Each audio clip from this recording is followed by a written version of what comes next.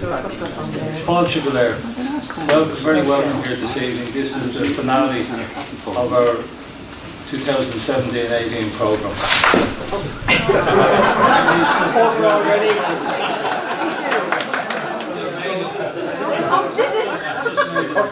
Very sad news this evening. I see on the Garda Connaught website or Facebook page, Mr. Whippy apparently has been found dead in his ice cream van.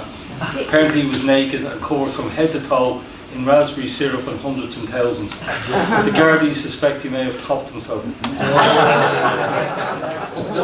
you remember the good old days, that programme, when he banged the hammer and he talked about feats of prestidigitation? Big words like that. Well, there'll be none of that tonight. But I can promise you there'll be great information. You'll be much more informed leaving here than you were coming in. And there'll be a bit of humour besides, because we have the wonderful Sean Bagnall with us tonight. The lecture is the love of the land, today to the humble spud. And just to show you how much a feature of Irish life that is, a friend of mine recently was at the royal wedding in Windsor Castle. Now he was there in a security capacity. 20 Irishmen went over at 6 o'clock on a Friday evening, and 20 Irishmen came back at 4 AM on a Monday morning. They were paid quite well. His first job during the day, he spent 8 hours with his duty watching and following the Irish priest. You know, the guy that dances and runs out in front of marathon runners, the Grand Prix and all that.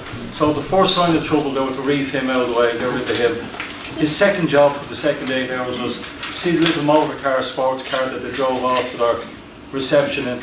Anybody see that? Yeah. Standing around that, making sure nobody harmed him.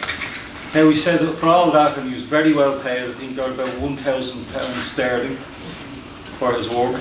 He said to me afterwards, when they went into Windsor Castle, there wasn't one spud in the castle among 20 Irishmen. He said nothing, only rotten out chicken curry and all kinds of curries, but he said 20 Irishmen and they hadn't got one spud between them. Just goes to show you how much the spud is ingrained and part of Irish life, and he wasn't joking. Meantime, myself and Sean share Maynooth University. Did you know that, Sean? Yeah, I've no doubt, Ken. I recently completed 4 years in Maynooth there studying modern dance and classical ballet, for which I received a tutu. Without further ado, I will a little bit later. That took a while. We already have our list prepared of lectures for 2018-19, which I'll give you a little flavour of later on in the show. But until then, I give you the magnificent Sean Bagnall. Apparently, this night next year, I'm to come here and lecture you about Thomas Francis Marr, just to steal the wind out of his sails. Marr with the sword, huh? Marr and the Irish flag. I'm sorry that I didn't get to load up my PowerPoint presentation tonight, but most of the charts that were in it are in the text. I have the text and I'll scroll it to the various charts as we come up to them. This lecture might have been called Love of the Land ? The importance of the potato patch. And please keep that in mind as we work our way through it. The lecture explores the importance of the potato patch and its place in the lives of the rural poor in the mid-1830s, and is based on the findings of the Poor Inquiry, particularly Appendix F, which dealt with conacre and landholding generally. The contents of Appendix F were, it's about 500 pages long, and it dealt with, first of all, conacre, otherwise known as quarter or score ground, and we're going to deal with that. It dealt with small tenantry, and we're going to deal with that. It dealt with the consolidation of farms and dislodged tenantry, and we're going to deal a little bit with that. It also dealt with emigration, landlord and tenant, nature and state of agriculture, taxation, roads, and observations on the nature and state of agriculture. But as you can imagine, with over 500 pages there, we have more than enough out of the first 3 sections to talk about this evening. What we will set out to do is to give an idea of the evidence gathered at the baronial inquiries about growing potatoes. We'll be having a look at the economics of growing potatoes, the rents paid for potato ground, the value of a crop of potatoes, growing potatoes while otherwise idle, and the outcome of a bad harvest and its consequences for the people who had rented ground to grow those potatoes. And I just want you to remember that all references in the Poor Inquiry itself, now I talk a little bit in the lecture about statute acres, but all references in the Poor Inquiry itself were to Irish acres. So from all of this, we will attempt to draw conclusions about the cultural importance of the potato patch. The main thrust of the lecture will compare the barony of Balrotherry in North County Dublin with the baronies of Kilconnell and Aughrim in County Galway. You all know where Aughrim is, but Kilconnell is just outside Ballinasloe. I will mainly focus on Kilconnell in Galway, but the Aughrim report sets out clearly the costs and the yield of potato growing, and I'll refer to that and I'll show you the makeup, the various figures. It is in setting out the areas of similarity and contrast between these two regions that we can construct an idea of the importance of access to a small area of land for the rural poor. And here I will digress for a moment, and this is quite important. Several books have been written about the state of the Irish economy at this period. It was an important period of change because the transition was happening whereby the old subsistence economy was diminishing and the cash economy was spreading out from Dublin and the other cities and the large towns. The two books that I have in mind here in particular are, one is a history of the Bank of Ireland that was published I think in 1943, and the other is a book by two people called Lynch and Vasey about the history of Guinnesses in Ireland down to about 1900. The various new joint stock banks were starting to open branches in various Irish towns, and people were starting to lodge their savings to them and would have been starting to use the first cheques used in Ireland as a way of paying bills. One great measure of this spread was that Guinness was starting to be sold all over the country. It was carried on barges on the new canals just before the age of the railways, and Ireland's public houses sold it and sold spirits to a public who had some money to spend on these luxuries. So there was a move to the sort of economy where all accounts were settled in cash. And in this context, we should note that in this lecture, we are talking about people who could seldom afford to take part in this economy, who paid at least part of their rent in labour and used their idle time to rent land and grow their own food. In some cases, this renting of land, in fact in many cases, this renting of land to grow their own food was their only road to survival. This was a set of values which had died out in England with the enclosure movement and industrialisation beginning about 50 years earlier.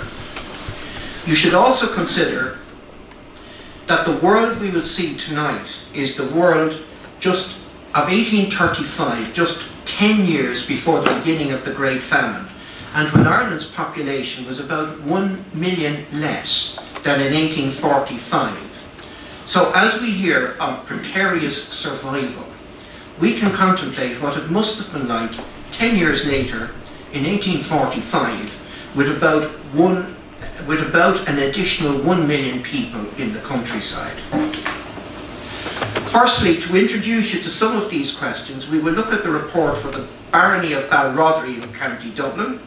In terms of land quality, rents being paid, market conditions, availability of labour, and the general economics of potato growing, this area would have then been, as until recently, it would have had many similarities to Connaught. Those of us who grew up here in Connaught and who are old enough will remember the many connections between farming families on the north and the south sides of Dublin. Balrotherry is just south of Balbriggan, now in the heart of the market gardening industry, supplying Dublin and several of the supermarket chains with much of their produce. Before we take a look at the economics of potato growing in Balrotherry, I want to take a look at the barony of Aughrim in Galway. The economics are set out in some detail, and they will give us a reference against which to compare potato production in other parts of the country. Incidentally, we will move on to look at the importance of access to Connaught ground to the poor people in their struggle for survival. I just want to scroll this down now.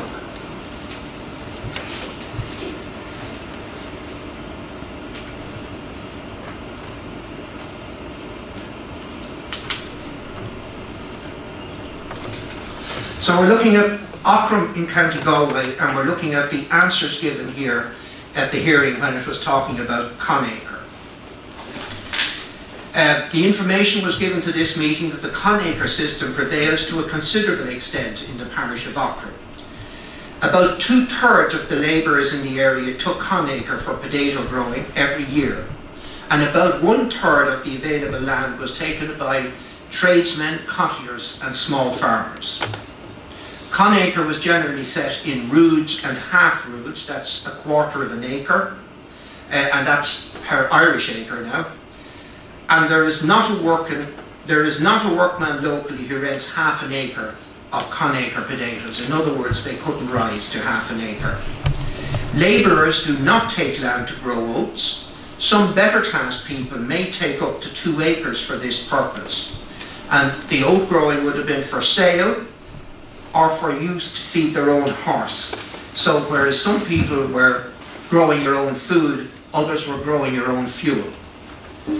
The agent for one of the landowners stated that he sets up 20 acres in a season for his master, and that is divided up so that no man asks for more than 1/2 acre for potatoes, nor more than 2 acres for growing oats. And the implication here is that this man was looking on the making of 20 acres available every year in this way as some form of charity to enable those at the very bottom of the ladder to have access to enough land that they could survive. The land taken is generally ploughed and sometimes manured for the tenant, but tenants sometimes scraw and burn it themselves, and they must always provide the seed potatoes. And we'll see the technicality of potato growing in a couple of minutes. The rent to be paid depended on the detail of how the ground was to be available to the Connaught tenant. Rent varied from £5 to £10. The figure of £10 per acre was the top rent, where the land was provided manured and was good quality land. If the land needed to be scrawled and burned by a tenant, a lower rent of about £8 was charged. Bottoms, or very poor land, was rented for about £5 per acre. Rent was generally paid in cash, but we will look at some of the legal niceties around this in a few moments. And one labourer gave evidence that he was refused Connaught as he was considered a bad mark for the rent. Now I want to have a look at the costs associated with growing potatoes. I don't mind turning this into a bit of a discussion if some of you can fill out the rest of us on what some of these techniques and their costs described here. First of all, and don't forget that these refer to an Irish acre. This is per Irish acre. They filled out the questionnaire on the basis that the average rent being paid in this barony was 8 guineas per acre. Scrawing was £1 per acre. So you pared ground, which I presume was a form of hoeing. You scrawled it, which was something slightly deeper. You dug it, or you actually ploughed it. And so some of these methods of cultivation were barely touching the top of the ground. Footing the scraws cost 2 shillings and 8pence per acre. It cost 8 shillings per acre for turf then to work into the top of the ground. Burning, 20 men at 8 pence per man cost 13 and 4pence. I presume the turf may have been burnt on the ground because we're talking about spreading the ashes next. So these were all parts of the process of cultivating the ground for potato growing. And you can see there that spreading the ashes and the silts cost 5 shillings and 4pence. The seed potatoes themselves cost £2 and 6 shillings. And planting, it took 20 men and cost 13 and 4pence. refilling, and that's filling the drills or covering over the potatoes, 8 shillings. Then later in the season the potatoes had to be dug, and this cost £1, 1 shillings and 4pence. Picking the potatoes after they had been dug cost 2 shillings and 8pence.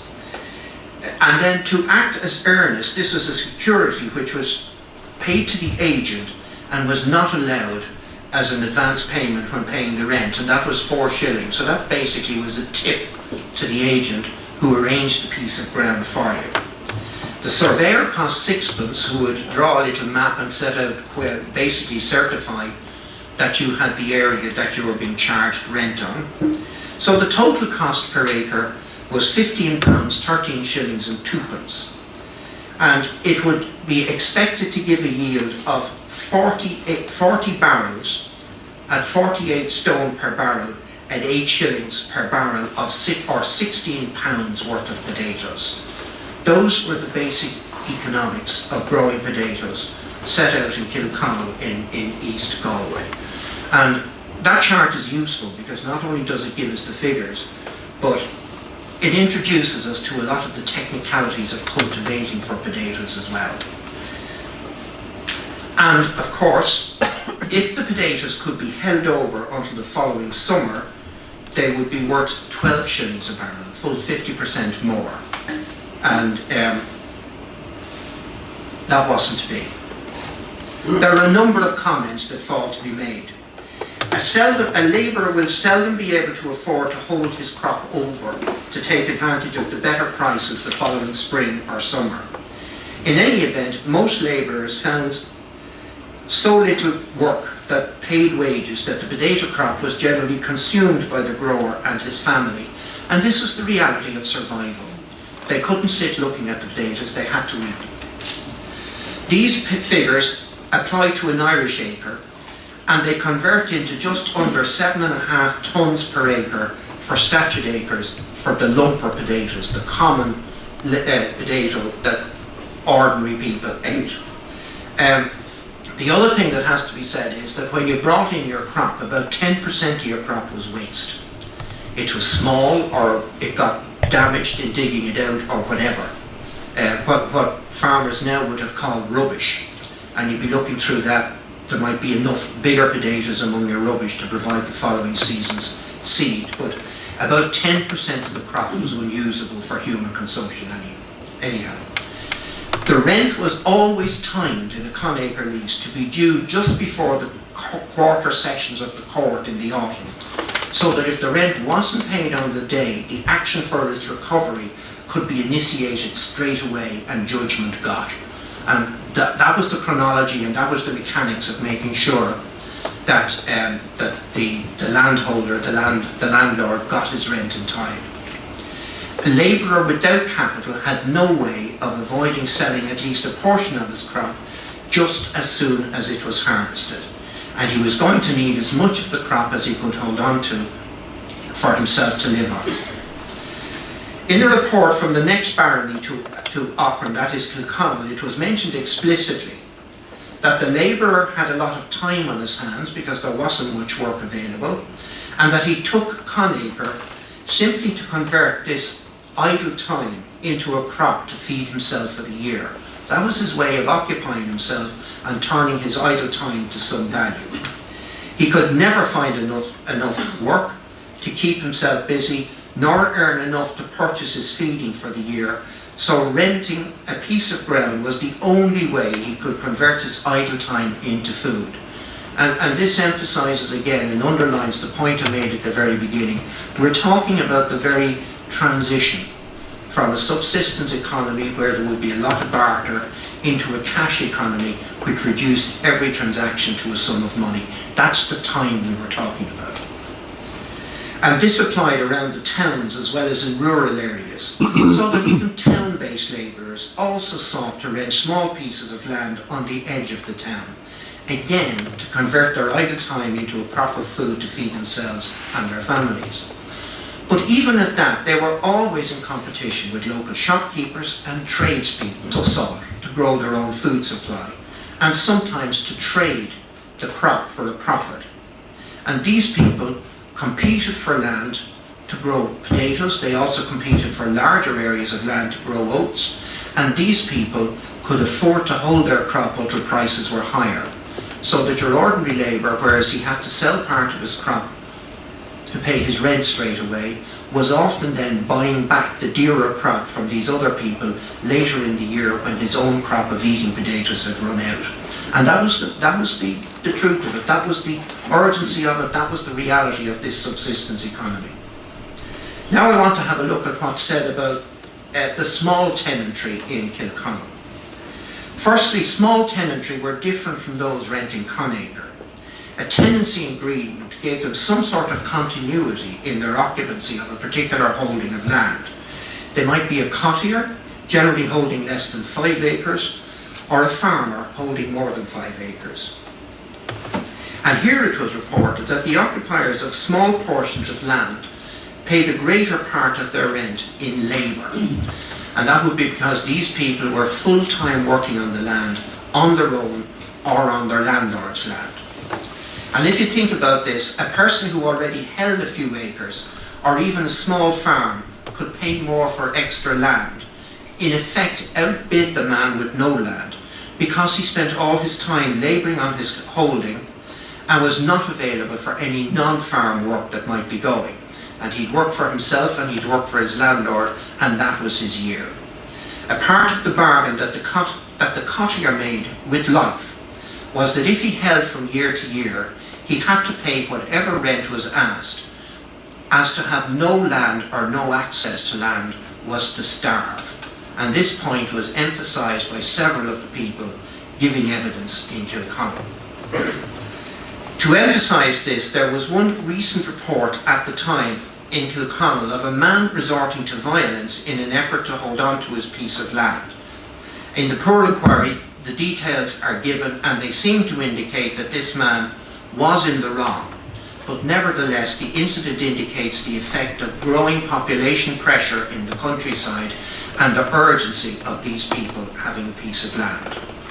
There were other such stories from all over, particularly the west and the southwest of Ireland. And the violence was directed at 2 classes of people. First of all, violence was directed at landlords who were trying to consolidate their holdings to force them to rent part of their land in small amounts to labourers who needed it to grow their crop. That's the first thing. And secondly, if a man had been renting the same piece of land for a number of years, the violence would be directed towards what were known as the land grabbers, the people who were prepared to rent this year the land that he had rented for the last number of years and to which he had formed some sort of an attachment and where he hoped to get back in to grow his crop. So they became the 2 targets of violence in rural areas. Among these people, there was no opportunity to accumulate any capital or savings. So few of them were ever in a position to pay any rent in advance, for instance. It was reported that landlords were willing to rent to those who could pay some rent in advance for a lower rent because such tenants were considered prudent and more credit-worthy. But tenants or occupiers of Connaught who could rise to this were very, very rare.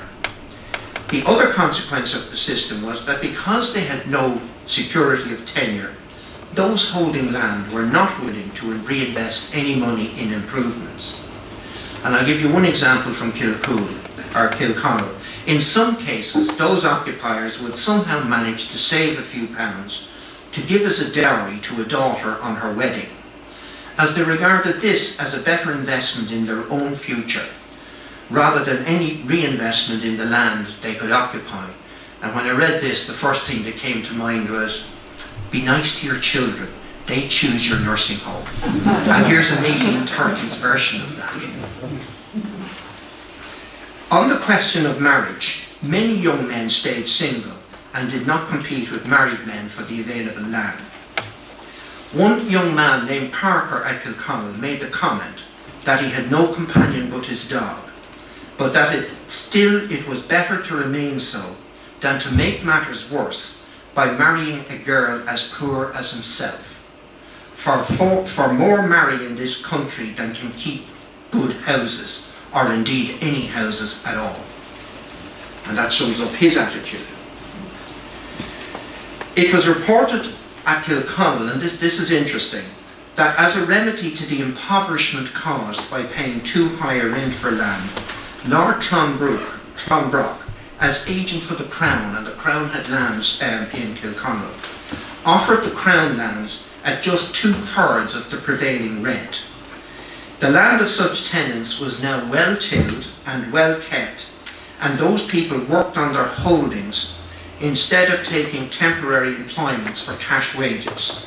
So it was demonstrated in this area that lower rents led directly to improvements. This also had the effect that the relationships were better between landlord and tenant, and the landlord was actually paid his rent. And this compared to another extensive landlord in that barony who rack rented all his land, charged the highest rents in the barony, but it was known locally that he only managed to collect about half his rents. So who's winning? Included in the report was a chart on land holdings that was put together for the purpose of putting it into the report, and I don't know how accurate it is. But in Kilconnell it was reported that there were 100 holdings of less than 1 acre.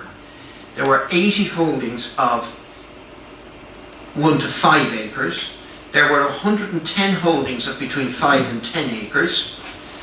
There were 30 holdings of between 10 and 20 acres. And there were 4 holdings of between 20 and 50 acres.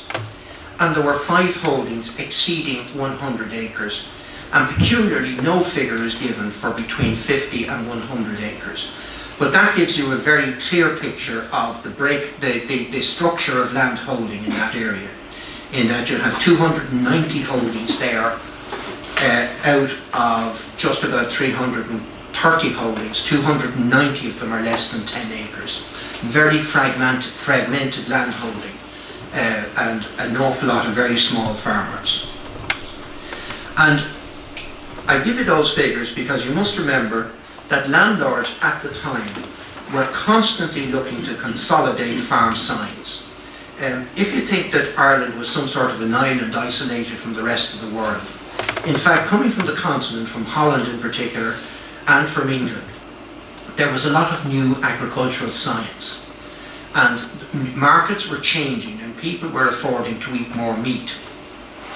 So part of the science was around how to grow better grass, how to grow more grass, how to fatten cattle, and for that you needed pasture, and you couldn't afford to have your land divided up into small holdings.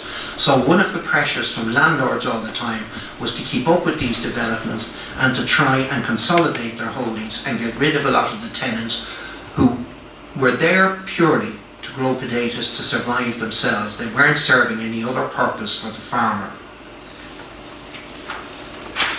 And now we move on to have a look at Balrotherry in County Dublin. And I want to summarise the findings there in terms of land quality and proximity to the city of Dublin. This barony had many similarities to Tallaght, and I feel that it gives us some realistic insight into farming generally and potato growing particularly in this part of Dublin. Firstly, they've reported in Balrotherry that Connaught is not so common here as in other parts of the country. And if the list of those who attend, and we'll have a look at the breakdown of land structure there in a moment, that there were a number of very large farmers, one in particular up to 350 acres, and several sort of from 140 up to 200 acres. And it is probable in this barony that there was much less ground available for Connaught, and on the larger farms perhaps there was more work available to regular staff and fewer casual labourers in this barony. And having no other means of subsistence, flies to the land as his only resource, whereas the latter may have the chance to take up a little trade, keeping a shop or something like that. It was further stated that the absence of compensation for improvements and the overbidding for land accounted for there being no accumulation of capital among the small tenantry. And I'm just thinking there, I grew up certainly in the 1950s and 1960s, just in relation to that, there was a comment still circulating, and because farmers were always jealous of shopkeepers because the other man's grass was always greener. And there was a saying, certainly among farmers in this part of the world, that a yard of counter would give you as much living as an acre of land. I don't know if any of you have heard that. The question does arise as to whether there actually was a love of land among these people. Their hunger for land was a hunger to use the age-old means of feeding themselves and their families, and they bid for it beyond sense.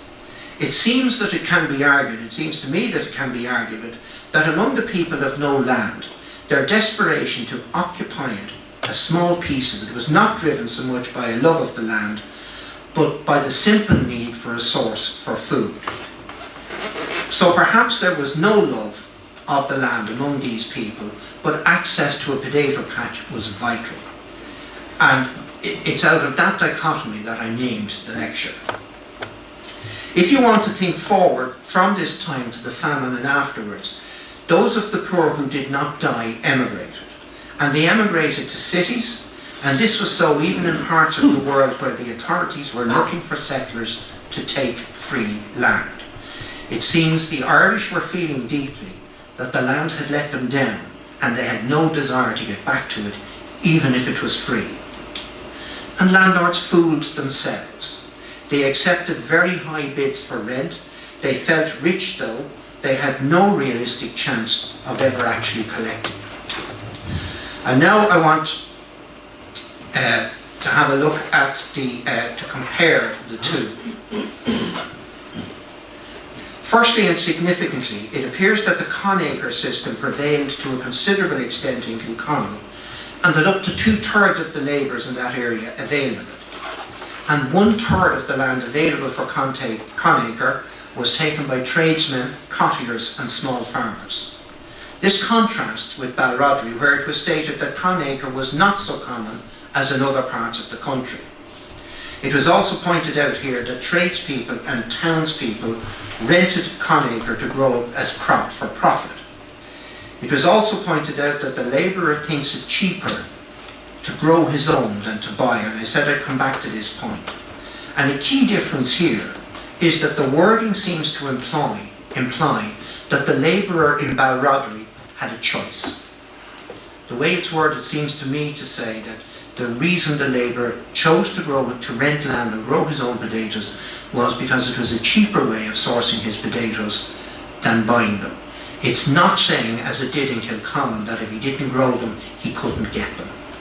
And that again seems to imply that these labouring men had regular employment in North County Dublin. In Kilcommon, as I said, he rented to grow food in order to survive. He could not fill his time with wage-paying labour, and so used his considerable idle time to grow his own. It's clear from the reports that the labourer in Kilcommon had no choice in this matter if he was to survive. And this goes back again, it's another reflection of what we said at the very beginning, that the cash economy had advanced that little bit more in North County Dublin, where you were still in this subsistence barter economy over in Kilcommon. Secondly, we can contrast farm size and structure in both baronies, and I'll just go to that now. Even in looking at the range of farm sizes in the attendance, we can see that in Kilcommon there was no record of farm sizes taken at the door as people came in to attend the oral hearing. But, and we have looked at the breakdown of farm size in Kilcommon. And in Balrodley, 42 people are named as attending, along with a considerable additional crowd whose names are not listed. The larger farm sizes were given that there was one farm of 350 acres, one of 200 acres, two of 180 acres, one of 155 acres, one of 140 acres, and one of 110 acres. There are many more farmers between 50 and 100 acres in attendance, while the Kilcommon figures were tabled as being a breakdown of the barony. Again, we do have our small holdings. We have 150 to 200 holdings of not exceeding an acre. I don't know how they were held, but that seems to contradict the evidence that conacre wasn't as prevalent there as in other parts of the country. Holdings of 1 to 5 acres, 2 to 300 such holdings, 5 to 10 acres, 100 to 150, 10 to 20 acres, about 200 holdings, 20 to 50 acres, about 100 holdings, 50 to 80 acres, about 50 holdings, 80 to 100 acres, there were between 50 and 100 holdings, and exceeding 100 acres, there were about 50 holdings, and we know that one of those went right up to 350 acres. Incidentally, the largest holding, I know the family and they're still on the same farm. So that we can see that farm size in Balroddery was much bigger with a much more modern farm structure. Those who gave their farm sizes as they went in were talking about farms they occupied and worked themselves. And if somebody still occupies the same farm size today, it implies that the farm didn't qualify to be acquired by a tenant under any of the Wyndham, the Farm Purchase Acts. In other words, the family in occupation were farming the whole farm themselves. And that's why they held on to it right through the whole the various Land Purchase Acts. So that we can see that farm size in Balroddery was much more. The holders of just 7 of the largest category actually attended. Many of these farms and families survived the famine, they survived the nationalist revolution, and they survived the workings of the Land Commission. So that at all stages we can take it that they had no tenants who qualified to take the land from them on any part of their land, but that they farmed all of it themselves. And as I said, many of those families are still on those same farms today. Only 13 of the 42 gave their occupations as labourers. And you can immediately surmise that a lot of these men had regular work on the larger farms, and it was by means of large labour teams that such farmers lasted and held their farms together. But just as an aside, there is an important difference in the way the yield, potato yield, is reported in baronies, and this gets down to local custom. You will have seen in the earlier table, setting out the costs in Kilconnell, that the yield was given as 40 barrels per Irish acre, 1 barrel being 48 stone of potatoes. And we were able to work out the yields in Kilconnell on that basis. However, in Balroddery they reported that each Irish acre yielded up to 80 barrels per acre of lumpers. But here the barrels are 280 pounds or 20 stone. So it's a much smaller barrel measurement that was used locally in Balroddery than in Kilconnell. And from this it appears that potato yields were actually less in Balroddery than they were down in East Galway, in Kilconnell. And that's something that slightly surprised me. And in terms of tenants, there are definite differences between the two sides of the country. In Kilconnell, land was let in smaller use, and at least some part of the rent was paid in labour. It was also emphasised that access to land was imperative, as the alternative was to emigrate or starve. One man thought that an investment in his daughter's dowry was a better investment for his future than to improve his holding. Land was rack rented by some, but such rent seldom collected. Then Lord Clonbrok reduced rents. He collected these, and holdings did improve. Holdings in Balroddery, even among smaller tenants in general, were larger. I want to talk finally now about just one other aspect of Appendix F. It also dealt with the drive towards the consolidation of holdings. In Kilconnell it was reported that there was a great fear of consolidation, and that the provision of a fund to help dislodge tenants in the event of consolidation would help to improve agriculture. It was felt, without proof mind you, that there had been threats to prevent or stop consolidations, and that no Scottish or English farmers had come to this district, and the implication was that there were background threats preventing this from happening. The great animosity that small tenants would feel towards those who would take their land was mentioned, and it was stated, and this is the expression, that they possessed a powerful attachment to the land, which they have occupied for any length of time, quite independent of the value of the place. One landowner said that he had to give £5 to smallholders to persuade them to leave, while he had to pay as much as £20 to the holders of larger pieces of ground. Widows were paid a pension of £2 each and allowed to keep their cabins standing. And one widow was quoted, "It is not for our good that they want us to move elsewhere." And this was a common belief among widows. And they were reported as being difficult to persuade to move, even when the new location was obviously better. In Balrodry it was different. We have already seen a very different farm size and structure, with about 1/2 of the farms exceeding 20 acres in size. And even today, many market gardeners in that barony run enterprises on that size of holdings. There was pressure and disposition to enlarge and consolidate holdings, with dispossessed landholders having sometimes become labourers, became small shopkeepers or workmen in the towns, and that some became beggars and some emigrated. There was a whole discussion in Balrodry about the difference in farming between larger holdings as against smaller holdings. Larger holdings command higher rents, but they're not so often available, as much of the area of the larger farm is laid down to pasture. Smaller farmers do extract more produce from them than when the farms were farmed in larger units. But new sciences and new farming methods, together with horses and iron ploughs and other new implements, and North County Dublin was leading the way then, as it still is, in agricultural technology, were at all stages in this period improving farm output. And as we've said earlier, there were clauses in leases to prevent subdivision by way of large fines where attempts were made to carry out subdivision. It's also reported at Balrodry that there had been considerable emigration. And in Balrodry, and this is in 1833, in Balrodry they bemoaned the fact that those who emigrated were generally the best behaved, the most industrious, and those with some capital. But even so, the emigration was happening against the background of rising population. So they did make the comment that emigration that had happened had had no effect in reducing the pressure for subdivision or the population pressure generally in the area.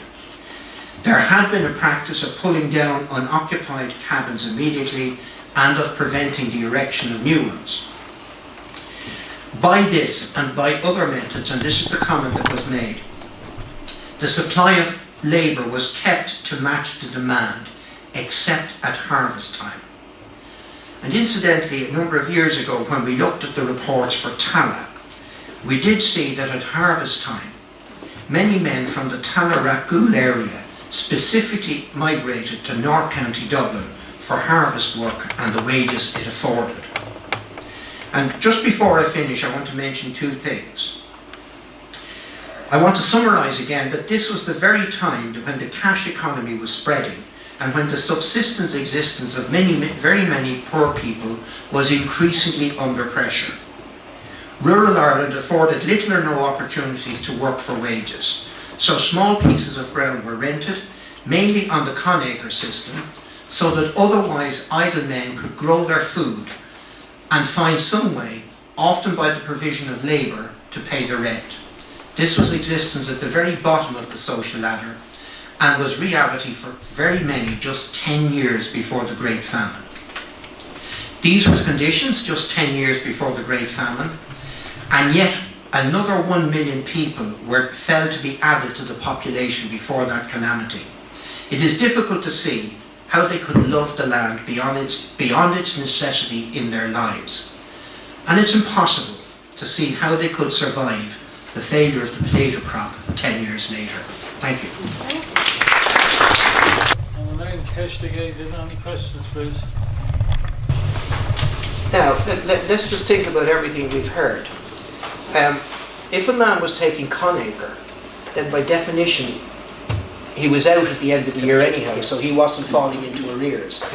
So the guys who were evicted were the guys that were probably the cottiers and the small farmers who had been on a lease on the land, had fallen behind with their rent. It was the farm they had occupied, maybe even for generations. But all of a sudden the rent was so far in arrears that eviction became the reality for them. The funny thing about it is there's no great mention of any rash of evictions at this stage. That seems to have happened later as a result of the build-up of population pressure in the countryside.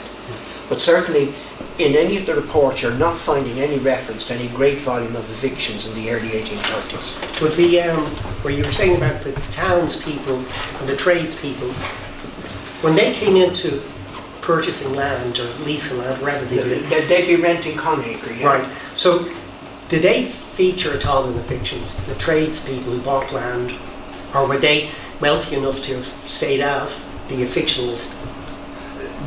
This study doesn't actually distinguish those as a class, but again I get back that tradespeople and shopkeepers in town who took land on Connaught to grow a crop would have been in the same condition in 1834 as they would have been in the 1840s. Right. And if the crop failed, they may have had to pull the rent out of whatever other business or wages they were earning in the town. And you did say they were in for profit rather than feeding their family. They were in for a profit, and a lot of those would have grown a crop of potatoes, had a way of storing it, and sold it back to the labourers the following late spring when their own crop was exhausted. So that they were speculating, they were the guys who held the crop over so that other guys could buy part of that crop the following spring and early summer. So they were a bit savvy, so yeah. That's a good word, they were a bit savvy. Population of Ireland jumped enormously from 1750 to 1850. We started taking censuses in 1821. I forget what the figure is, but 1831 there was something just over 7 million people. 1841 there was 8.25 million people.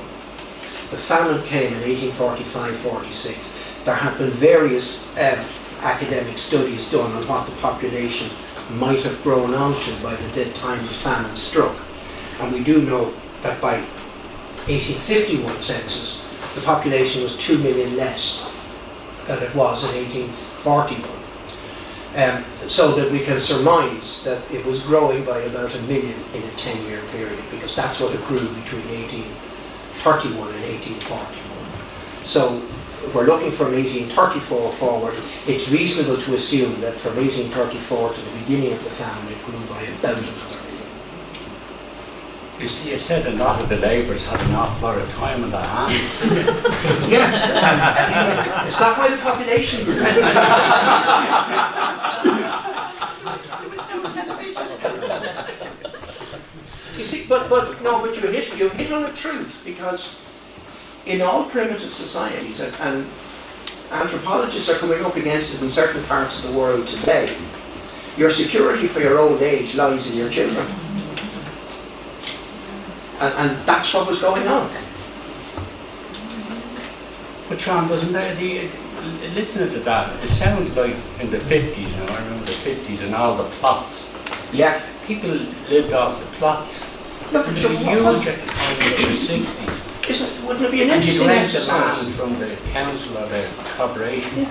Wouldn't it be an interesting exercise just to look at what we're talking about there and go and have a look at the whole business of allotments? Yeah, well, And how it compares. I had an allotment. It was fairly big, Yeah, and everybody had huts. yeah. And you know, people would sit down and make their tea. So that was all coming back to me there as something on the stove. Yeah, you're right. And I mean, every city in Europe, every city in England, every city in Europe, around the outskirts, there are areas of allotment, and an awful lot of townspeople have their allotments to grow flowers, to grow vegetables, to grow food.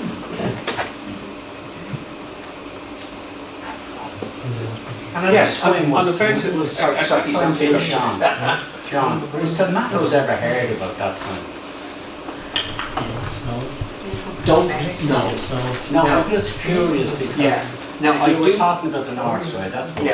Yeah. And as you said today, they're rich in things, and Yeah. we all remember Rush became famous and scary for the tomatoes and all. Yeah. No, I was wondering, I was looking out there earlier, and the little book that I wrote on Connaught all those years ago gives a list of the crops that were grown in Connaught in 1851. And there's about 15 different vegetables grown for the Dublin market. Tomatoes aren't mentioned. I was just wondering on I think they're a much later. I think they're a much later thing to be grown in Ireland. I mean, I remember when I was growing up and when you were growing up, nobody in Ireland could grow tomatoes. They couldn't survive outdoors out from under glass, and all the tomatoes we ate came from Jersey, if you remember. And I remember students in the late 50s going to Jersey for the season to pick tomatoes. That was the summer work for students. What are the different varieties there? Or they developed? Well, the varieties have they may not evolved. have even Yes. been developed. Yeah, the varieties have evolved. That's right. That's right. Yeah. Sorry, What was there crop rotation in those days? Because potatoes are a very heavy feeder, and they would leave very little in the land unless they are fertilised. The very same as now, potatoes were recognised as requiring more manure. Now they get artificial manures. Then they got, in parts of the country, seaweed. And you've heard here that they got ash for potash, because potash is always important to potatoes, and they got various other forms of cow manure and that sort of stuff. And it was mentioned in several other places then that it was a good thing to grow wheat the year after potatoes, because it enriched the ground so much to grow the potatoes that it generally threw up a good crop of grain the following year. So yes, there was a consciousness of crop rotation, very definitely. Yeah. And all the land, I presume, was owned by the ascendancy, like by people who settled. Not necessarily Came at with all. all the land that No, owned not it. necessarily at all. The land could be, in a lot of cases, it could be farmers with Irish names. Right. And I know there was one study done of Roscommon in the 1830s, and the majority of landlords in Roscommon in the 1830s were Irish Catholic. And, you know, and what would happen is that a farmer would have need for labour. And in order to get the labour, he'd rent a couple of little plots of ground to fellas to come and work for him, and that they could build a cabin on it. And then they'd have a family. And the next generation, you see, would be pressure then from their family members to get their plot as well. And from the 1750 onwards, this pressure was building all the time, and certainly from 1800 onwards it built heavily. And men who came in to provide a service to the landowner and got their plot and were allowed to build their cabin in return for a service that they provided the landowner, they became families. The families want their plot, and all of a sudden there's a whole area of a man's farm occupied with small plots with cabins on them. And they're surplus to requirements. He only wanted 1 or 2 or 3 men, and there was no other work for them. So the famine actually served a purpose. We're not allowed to say that. Where did the potato come from? The potato, Walter Raleigh brought it from South America in the reign of Elizabeth I. And people generally don't realise this. And potato was a bit of a delicacy and was a rare thing right into the 1600s. And it was only late in the 1600s, after the Restoration, that potatoes began to be seen as a serious food crop for the population. And certainly some scholars have said that it would have been about 1720, 30, 40 before potatoes started to be adopted in Ireland.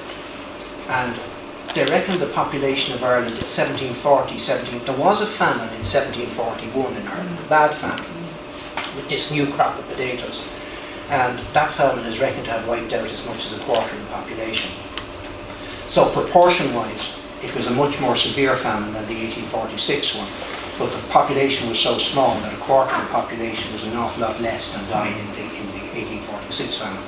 But the point I'm making is that the potato was only becoming established then, and the lumpers in particular, and it was its success as a sort of food is one of the things that drove the population increase from 1750 down to 1845. Because all of a sudden, large numbers of people could feed themselves effectively off small pieces of ground. And up until then, it's interesting, up until then they reckoned that the three food sources were oatmeal, buttermilk, and parsnips. And the thing about it is that if people still remembered in 1845 how to grow parsnips, the blight didn't affect them. So why did was the potato brought to England first and then over It brought here? from South America to England Yeah. and then here. So it was probably contaminated by the time it got here. No, the potato was fine. It was the blight, which is windborne, is what contaminated it in 1845. And it contaminated it in England, in Holland, and right across northern Germany, and in southern Sweden, and in parts of Denmark. They all suffered famine. In Not the as same bad years? as what? In the same years? In the same years. Not as bad as here, simply because they hadn't allowed themselves to become as dependent on the potato as we did. And they had a much more varied diet. But they all suffered famine in those same years. So the average person in Ireland was eating over a ton of potatoes a year. Yeah. That meant that there had to be a ferocious amount of potatoes grown, and the population was growing at the same time. Yeah. There used to be tremendous pressure then. Tremendous pressure. One of the places that I became conscious of it, I spent a day at one stage walking on Clare Island. And Clare Island, before the famine, had a population, they reckon, of about 1,700 people.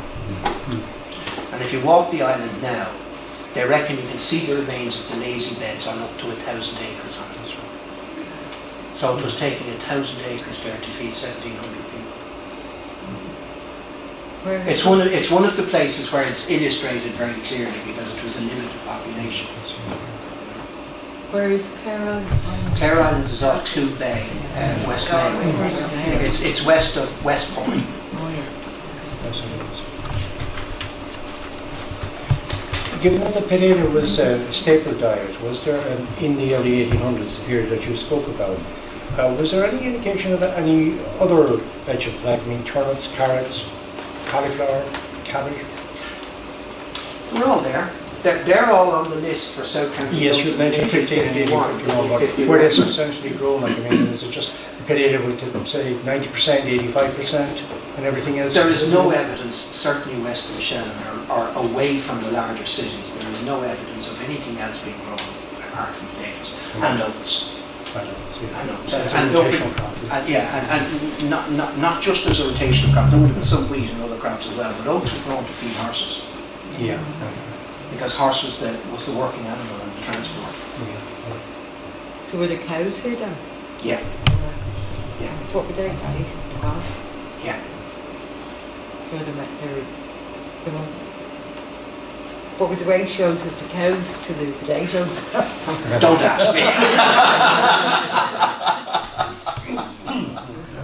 Don't ask me. I don't know. I don't know.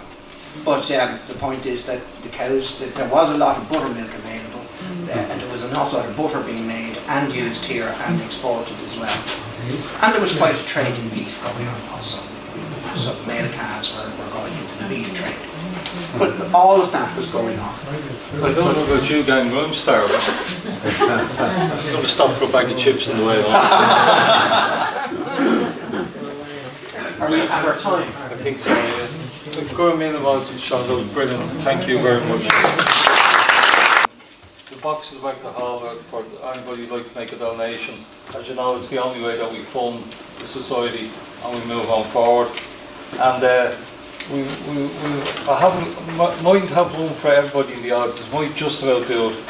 But we have an outline, we have the agenda set for 2018-2019 series of lectures.